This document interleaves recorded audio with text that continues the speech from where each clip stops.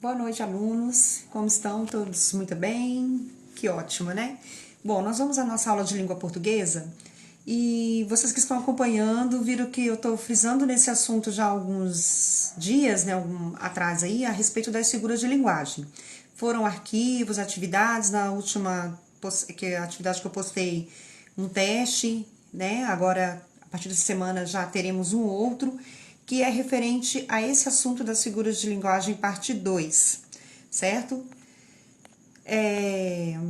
Bom, vamos só relembrar o conceito, lembrando que tudo isso que a gente falar, eu vou falar muito brevemente a respeito, porque vai arquivos com tudo isso, tá?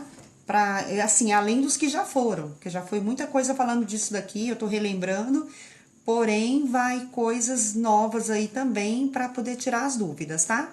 Então, para a gente relembrar o que são as figuras de linguagem, só lembrando que são recursos estilísticos e sintáticos, quer dizer, são palavras, termos que são usadas com a função de enfatizar uma determinada ideia, né? Eu quero passar uma ideia de alguma coisa com mais ênfase, então eu vou utilizar esse recurso, seja ele para escrever, seja para falar, quer dizer, independente do que eu quero, da forma como vai acontecer essa comunicação, eu tenho esses recursos aí para alimentar, né, ainda mais essa minha transmissão de ideias, entendeu?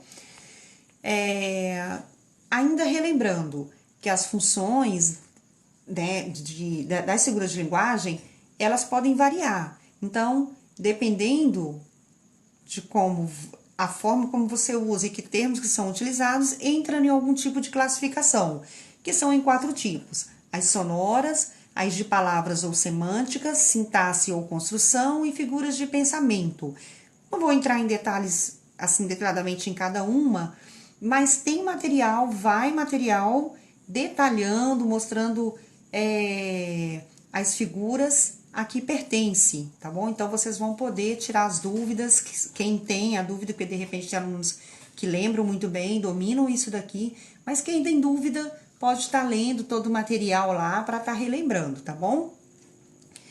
Bom, nessa aula especificamente, nós vamos estar falando, gente, do erro e estilo, porque são duas coisas que podem andar muito próximas e que podem trazer problemas, tanto na fala, como na escrita, como nas atividades, como na redação também, tá? Nos seus textos, na criação dos seus enunciados. Se nós queremos enfatizar uma ideia, pretendemos utilizar uma figura de linguagem, porém eu não domino essa figura, não sei exatamente o que eu estou fazendo, ou eu não conheço, ou eu nem sabia que aquilo era uma figura de linguagem e resolvi usar determinados termos, eu posso causar erros sérios aí no meu discurso, certo? Por falta de conhecimento. E lembrando outra coisa, figura de linguagem, gente, é fácil de ganhar ponto, beleza? É fácil, gente.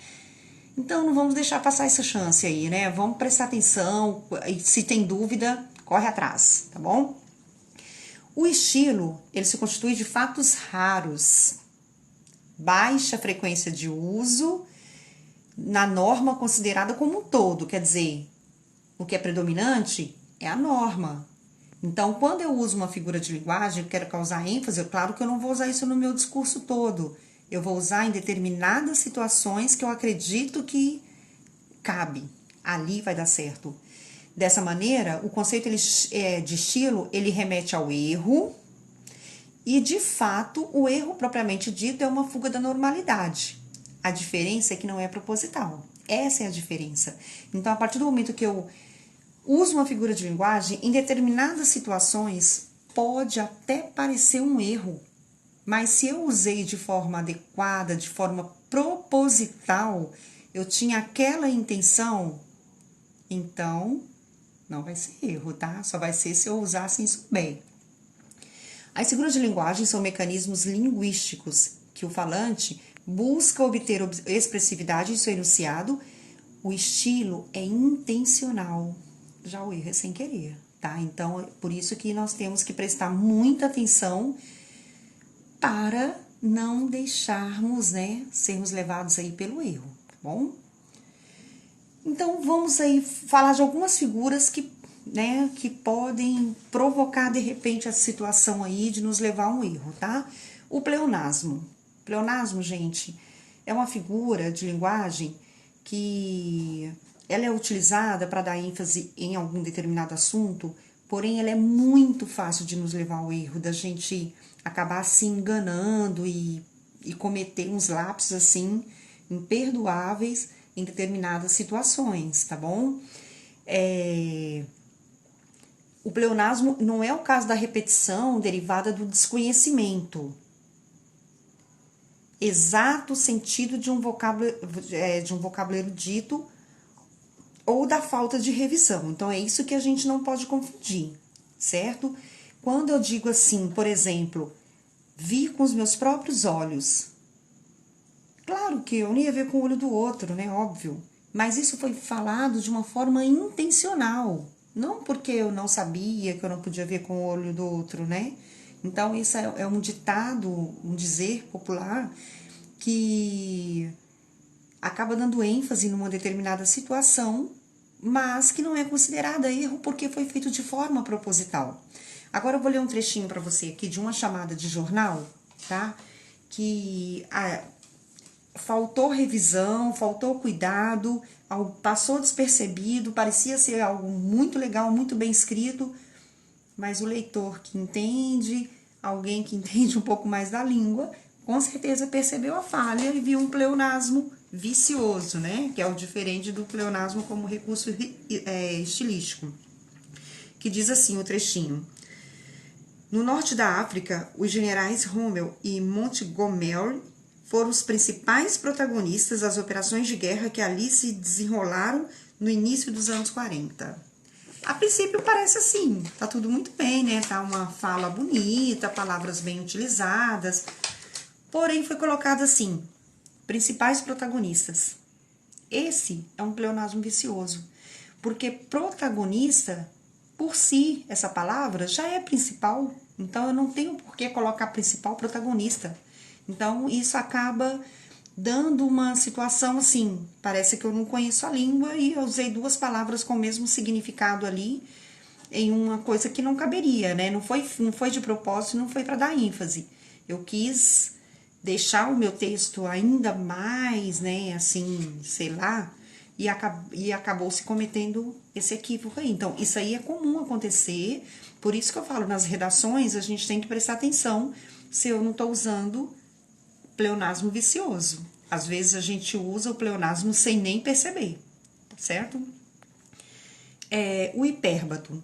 Na linguagem cotidiana, a ordem direta ela é sempre a mais empregada, o comum, né? O homem construiu a casa, isso é uma ordem direta. Já numa linguagem mais expressiva, em textos literários, com um linguajar que quer mais chamar a atenção de alguma forma, pode-se usar a ordem inversa. Então, isso também não é tão comum, tá? Não é assim, a gente não usa a ordem inversa o tempo todo, isso a gente usa de vez em quando, né? Ou quando eu quero utilizar um recurso estilístico para realmente marcar isso aí. A casa foi construída pelo homem, né? Então, causa um efeito diferente. E a gente não fala assim o tempo todo. Imagina se na nossa vida cotidiana, o tempo todo a gente usasse a ordem inversa para se falar, né? Seria um tanto até cansativo, né? Então, o hipérbato é uma figura de linguagem que também tem os seus limites de uso, tá? Elipse e zeugma são duas figuras muito próximas. As elipses elas podem ser vistas como menos comuns, o que o qualificaria como uma figura de estilos. É o caso da elipse recorrente de formas verbais. Então, quer dizer, eu posso usar uma elipse sempre, por exemplo, falar assim, fui no mercado. Eu fui no mercado, quer dizer, o eu ficou oculto, isso é uma elipse. Eu posso usar isso sempre. Mas se eu digo assim, se é um trechinho de um poema, o menino correu de bicicleta, de patins, sei lá, né? Foi correndo e esse verbo correr, de alguma forma, ele ficou oculto conforme eu fui falando do meu texto. Então, essa é uma elipse que ela não é tão recorrente, a gente não usa isso muito no dia a dia, mas pode ser utilizada. Agora, se o termo subentendido houver anteriormente aparecido no enunciado, aí a gente chama de zeugma. Essa é a diferença.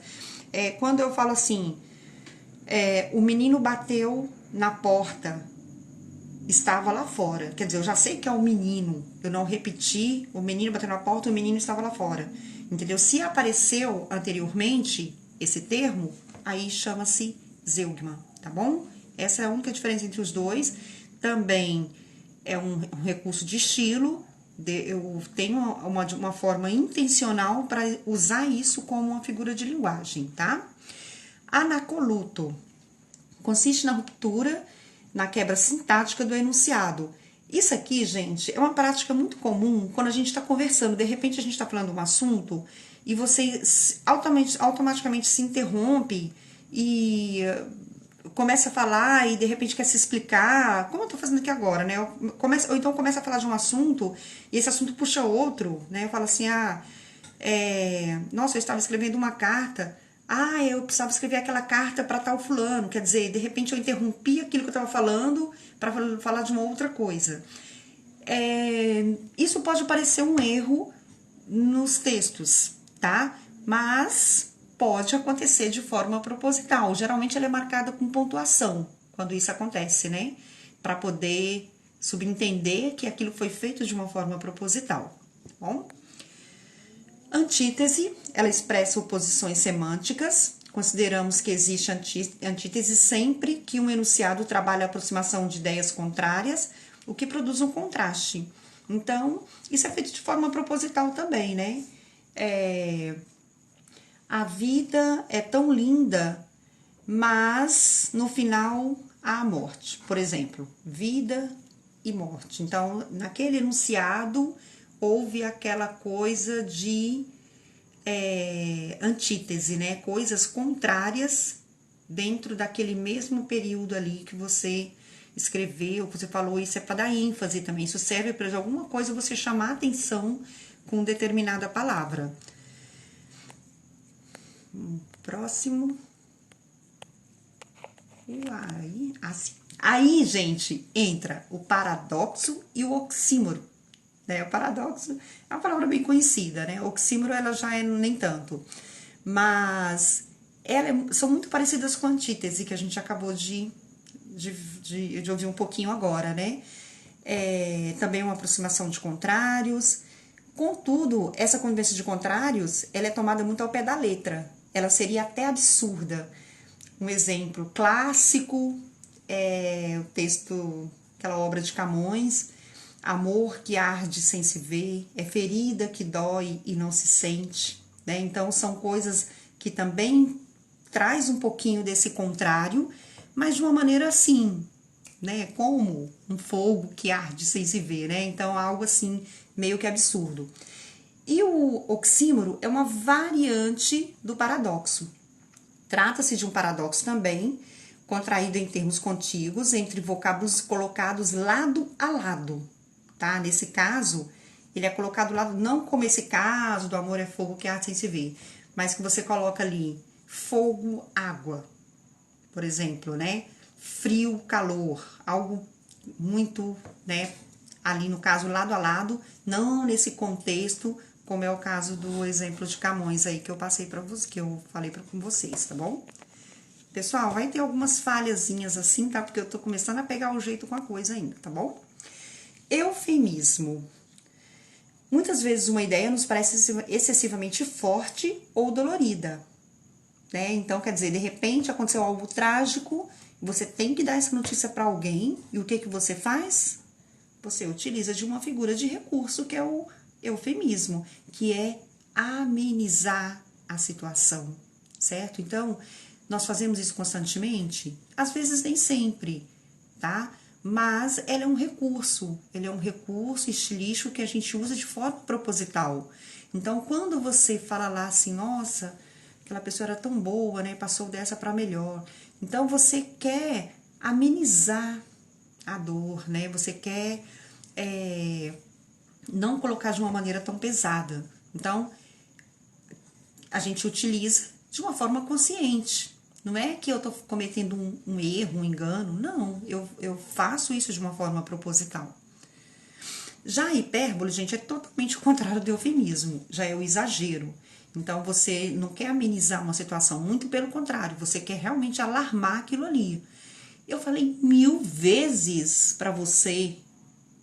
Nossa, você me deixou um século sentada aqui te esperando. Então, geralmente nessas situações que a gente tá nervoso, ou sei lá, né, a gente tem às vezes o costume de usar a hipérbole. E como recurso estilístico para os textos, dependendo do gênero, é um excelente recurso, né, de estilo. A gradação. A gradação, como o próprio nome aí já sugere, né, consiste na gradação, numa enumeração, semanticamente crescente ou decrescente, não importa. É um requeio que você vai expressar paulatinamente um aumento ou uma diminuição de alguma coisa. Por exemplo, a pessoa estava dormindo, aí ela levantou da cama, não, aí ela abriu os olhos, sentou, levantou, andou e correu.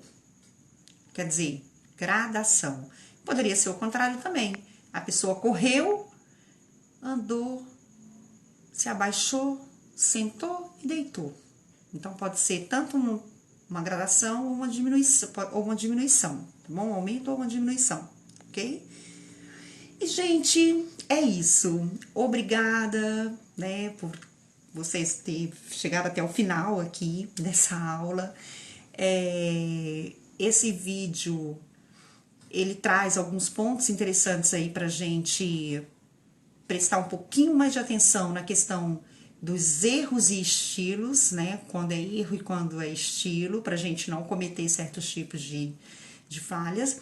E lembrando que esses assuntos aí eu vou estar colocando anexos também para estar ajudando vocês na compreensão e sem contar no teste, tá, gente? Então eu vou estar continuando no WhatsApp e também lá no Classroom. Eu tô aprendendo, não sei muito, alguns professores já utilizavam, alguns alunos já sabem muito bem, né, como que domina lá a ferramenta, mas pelo que eu vi até agora, a ferramenta é excelente, façam um ótimo uso. E, gente, uma boa noite, um beijo pra vocês. Eu tô morrendo de saudade de uma aula mesmo, de uma aula. Então, vou aproveitar esses vídeos para poder a gente se aproximar um pouquinho mais, tá bom? Ótima noite, beleza? Fiquem com Deus e até a próxima, se Deus quiser.